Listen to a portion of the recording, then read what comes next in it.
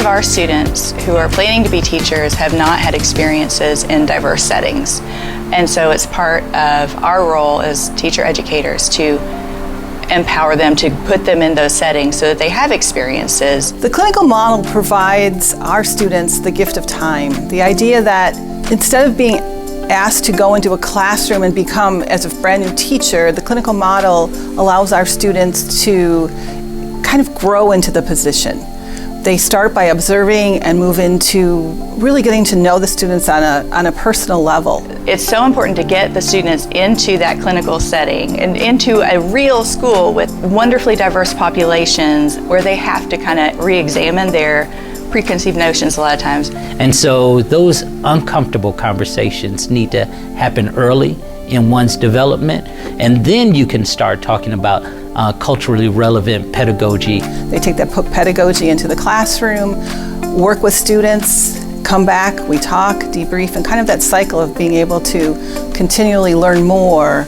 Disposition is huge, and knowing oneself and what trauma and traumatic events have helped shape them means a multitude of things when you start putting that individual into a classroom or in a leadership role and they see those traumatic events all over again. It's great for them to see positive examples, and we want them to see that, to see good models.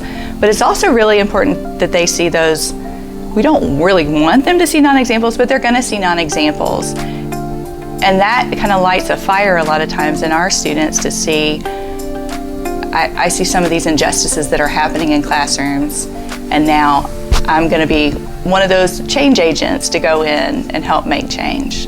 Through the clinical model, we are in the classroom, so it removes the stigma of the ivory tower and allows our partners to really know us as people, and allows us to better understand the needs of our high-needs schools. To embed them so that they get to see that it's a wonderful thing to be in a diverse setting.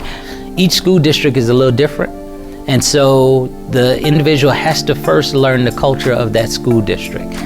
We teach about diversity topics, about culturally responsive instruction, and then the students go into the classrooms, and very highly diverse classrooms, so that they get to see that pedagogy and that work in action, and they get to try things out, and then they can come back and talk to us in the classroom about how that works and some of those cognitive conflicts they have. So that those individuals can learn to become the kind of individuals that each school district values.